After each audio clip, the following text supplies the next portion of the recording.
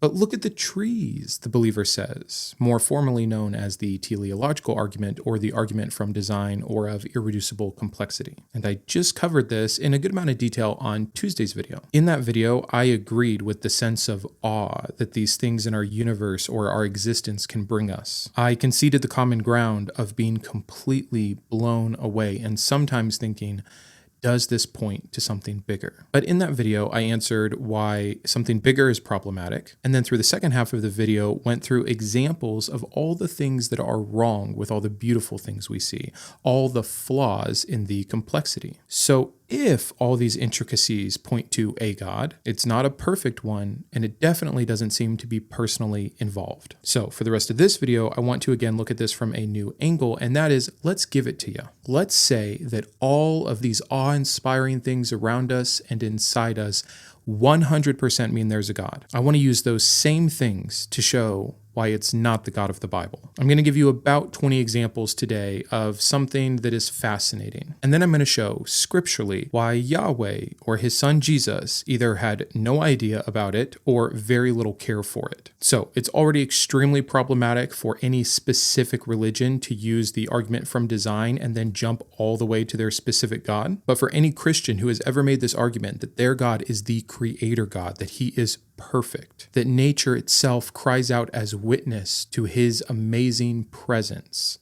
I'd like to go through these examples with you now. Many people making this argument love to talk about the vastness of space, the beauty of our galaxy. Go and read Genesis 1:16. God made two great lights, the greater light to govern the day and the lesser light to govern the night. He also made the stars. The stars here being mentioned is almost an afterthought, as if there's not quadrillions of them, all that completely dwarf our particular star, the sun, and our moon, which is not a light source as it is described here. Does that seem problematic for the God of all creation to think about our sun as separate from the other stars and thinking our moon gives off a source of light while devaluing the rest of the creation of the stars? Or does it seem like something from men, something from oral tradition when man had absolutely no idea what was going on up in the heavens? That's Genesis, that's this allegorical creation idea, but it still gives specifics. And we could just stay in the Genesis lane for this entire video if we wanted to talk about how incorrect this God or this man-made religion's claims of this God's creations are when compared with what we know scientifically today. But that would be trite. Let's move on to Jesus. There's always two very specific examples of Jesus's demon exorcisms that I think are fascinating and show how little this Son of God, creator of everything, understood the human mind. This is something else that gets pointed to all the time.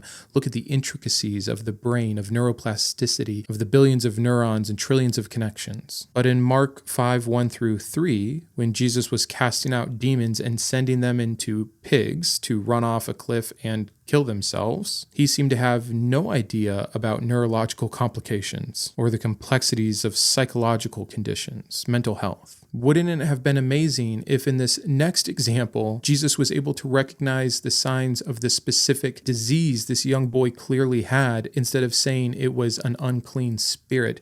And that story comes to us in Matthew 17:14-18. When they came to the crowd, a man approached Jesus and knelt before him.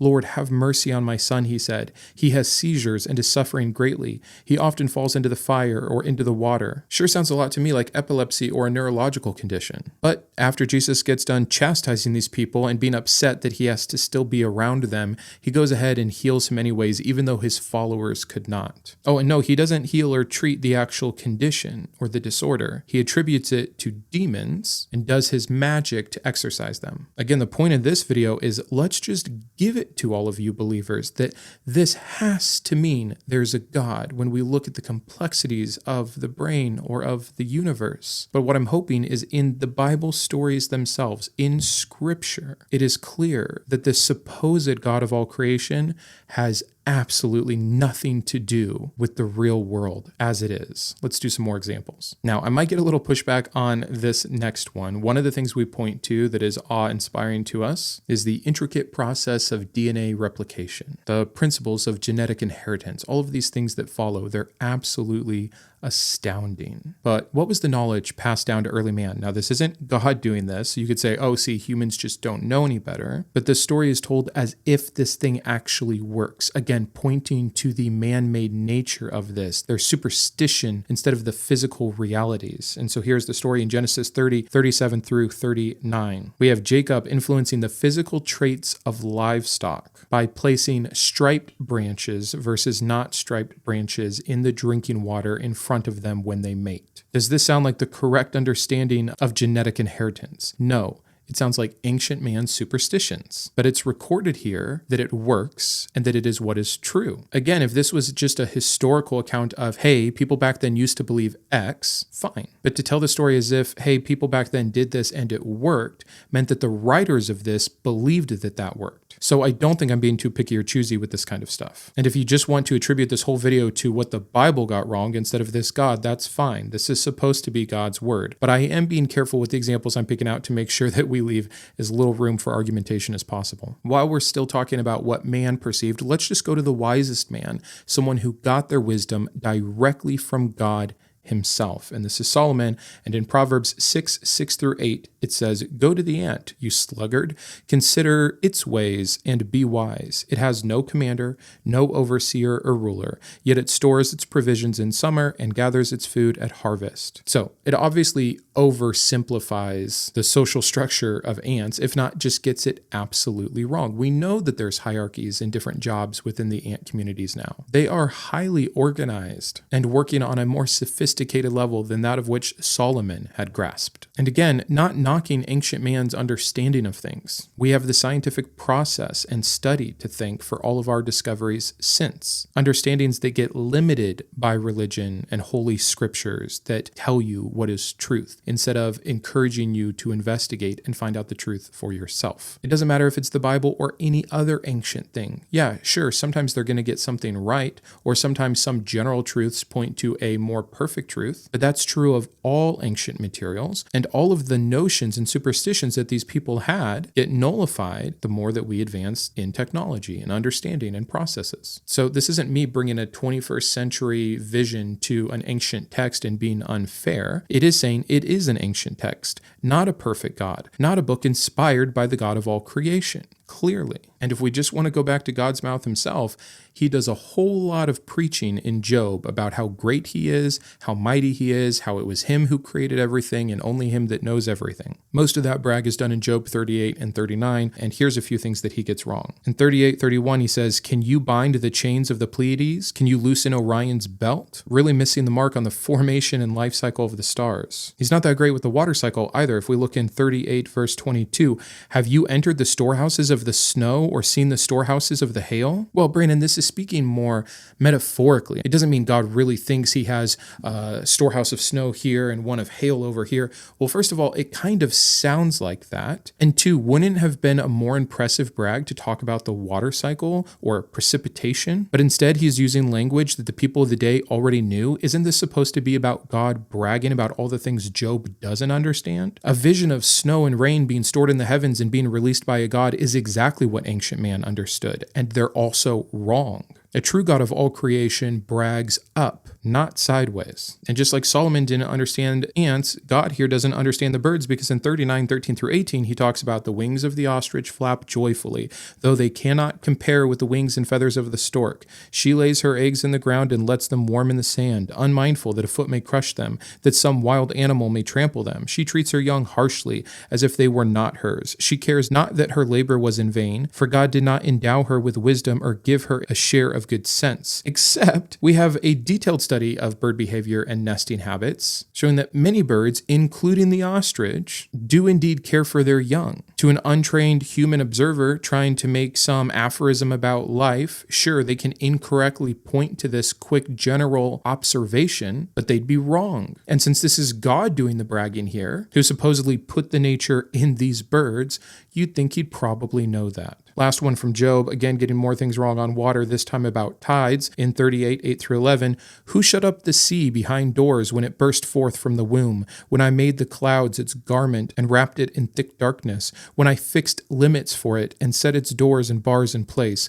When I said, this far you may come and no farther. Here is where you proud waves halt. Yeah, forget about the fact that part of the reason tides happen is because the earth is moving within this ellipse, because we're not a perfect sphere or flat like most of the Bible points to, or the fact that the moon's gravity has something to do with this. Also something that couldn't have been understood by them at that time because the moon was just a light source, not this rock in the sky that reflected light sometimes. The natural processes of the tides were just too much for these people to understand, and fair enough, but not if it's God. Again, we could just do this whole thing in Job. And this next one's pretty fun because it's about the iron chariot thing, which many of you are going to know well. In Judges 1:19, the Lord was with the men of Judah. They took possession of the hill country, but they were unable to drive the people from the plains because they had chariots fitted with iron. Think of the actual God of all creation, the God who designed every element on our periodic table, being taken down by iron in an ancient warfare situation,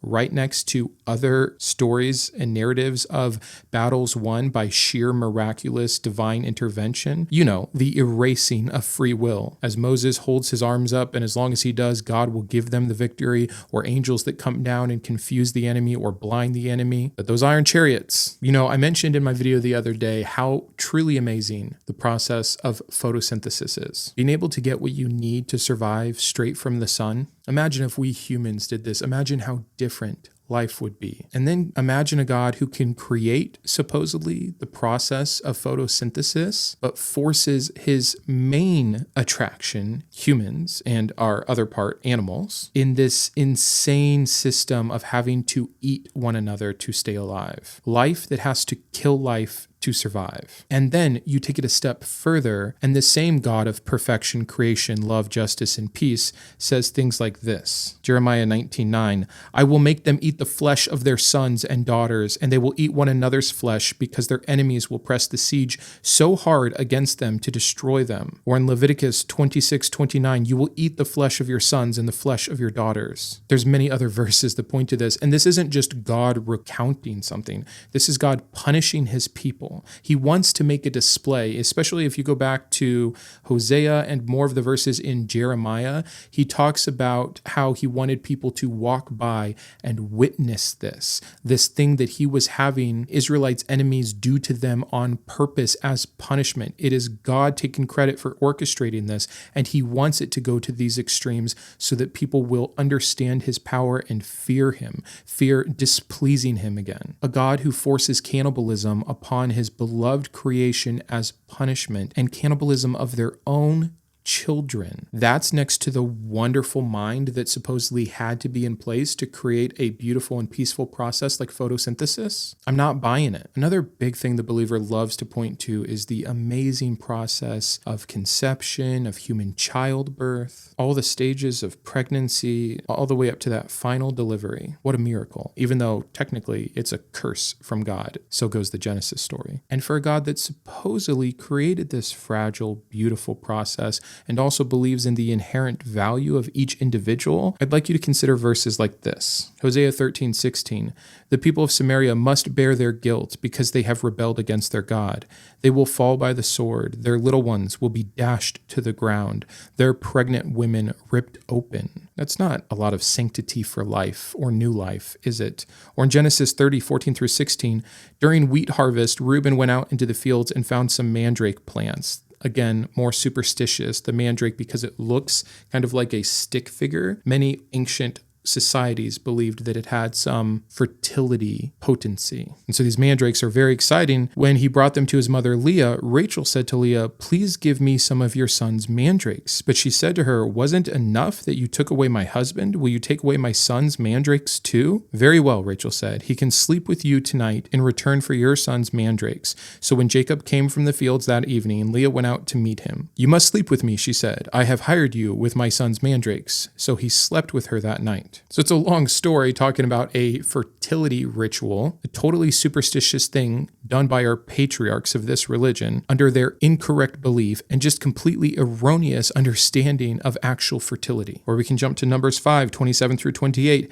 If she has made herself impure and been unfaithful to her husband, this will be the result. When she is made to drink the water that brings a curse, it will enter her, her abdomen will swell, and her womb will miscarry, and she will become a curse. If, however, the woman has not made herself impure but is clean, she will be cleared of guilt and will be able to have children. This barbaric practice of if a man believes his wife has cheated, he forces her with the priest to drink this curse poison that is also a divining tool for truth. And if she has had an affair and is pregnant, she will miscarry it. And there's more to this, and we could talk about this deeply, but this entire story here, who makes the curse work, assuming this were all real? God. It is a ritualistic practice by his people. Once again, does not sound like anyone has an understanding of the process, or two, that this God has any respect for it. Or lastly, Leviticus 12:2. Say to the Israelites, a woman who becomes pregnant and gives birth to a son will be ceremonially unclean for 7 days, just as she is unclean during her monthly period.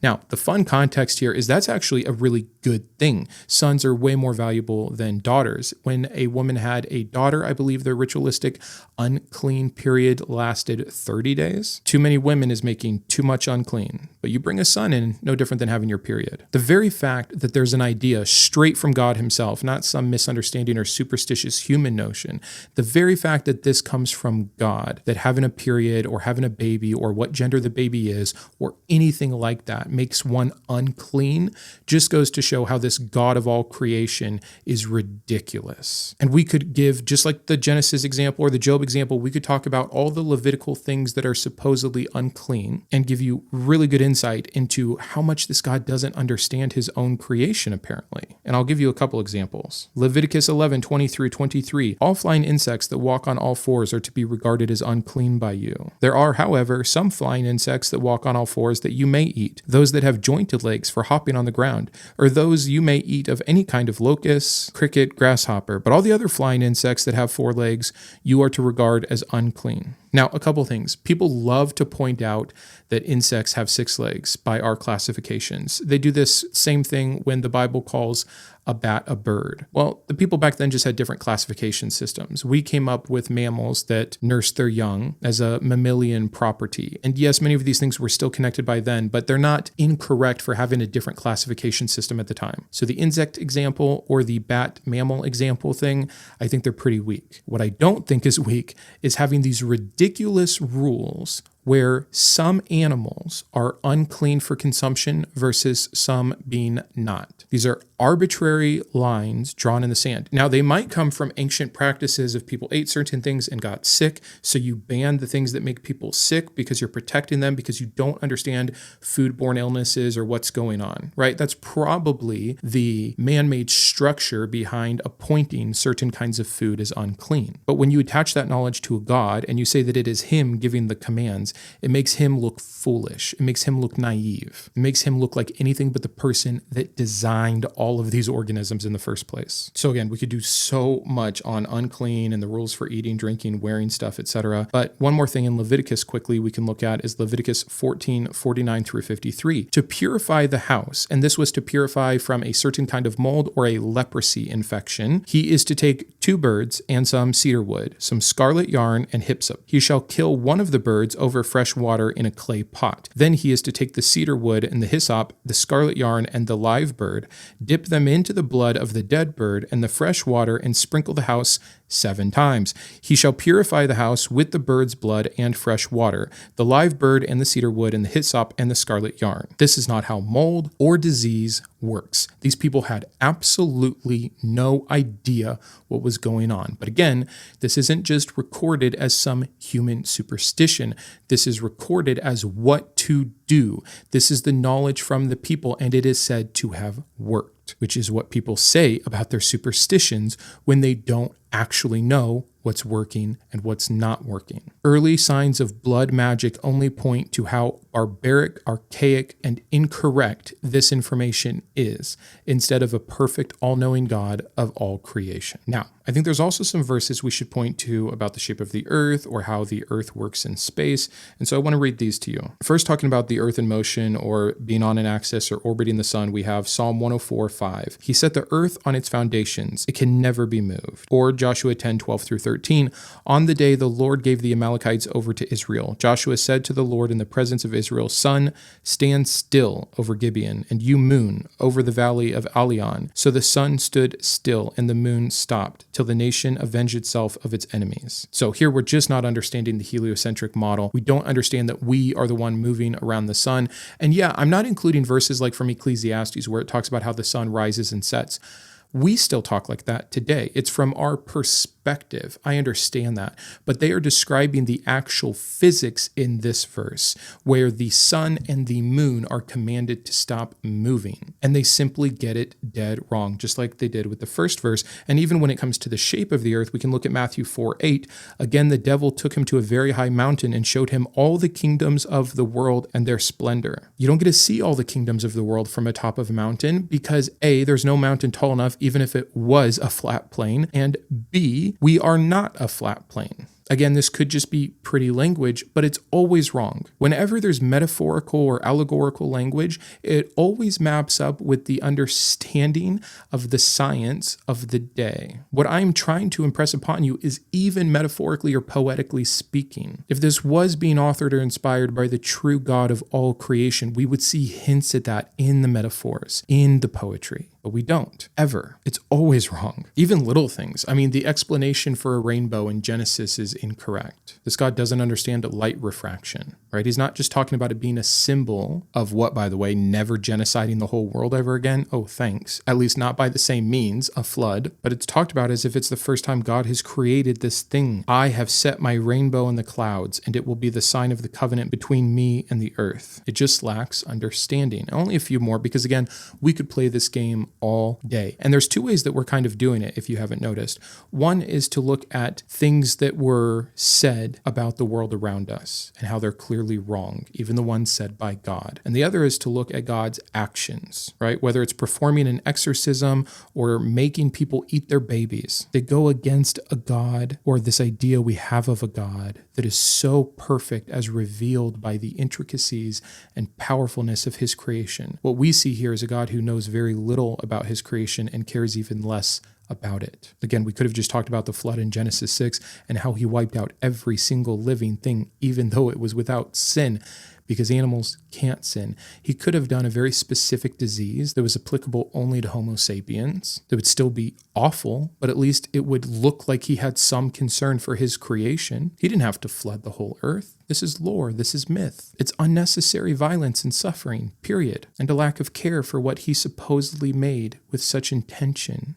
and craftsmanship. You can't have it both ways. And how little he understands them. You know, I'm going to be a little pedantic here and talk about how he doesn't understand. It's in a few different books of the Torah. We see, like Leviticus 11:6, the rabbit, though it chews the cud, does not have a divided hoof. It is unclean for you. Or the next book in chapter 14, verse 7, however, all those that chew the cud or that have a divided hoof, you may not eat of the camel, the rabbit, the hyrax. Although they chew the cud, which they don't, it's a completely different process. That process is called rumination. Whatever rabbits and hyraxes do, I'm not going to pretend to remember the impressive scientific word, but it's like the opposite. They eat like soft stool. It's a totally different process than the very specific thing that is happening when these creatures that are actual ruminators are eating in a specific organ some of their food first just to regurgitate it and be able to approach it a second time where they can pass it. Totally different. Again, I understand how man got confused, but it's inexcusable for the God that specifically, brilliantly, perfectly stitch together every single atom of creation. And we can end with two more common ones. They're just too good to avoid. We get the whole seed thing, Matthew 13:31-32.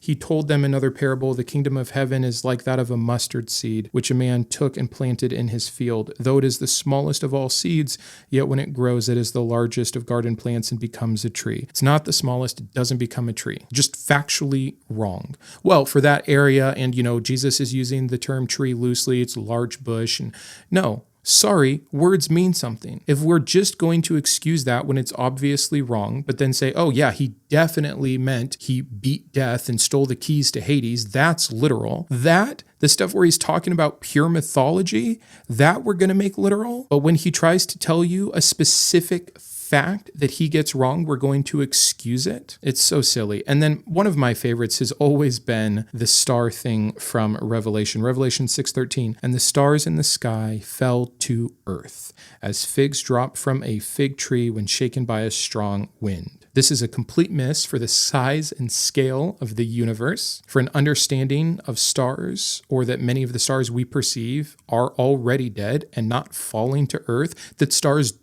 can't fall to earth.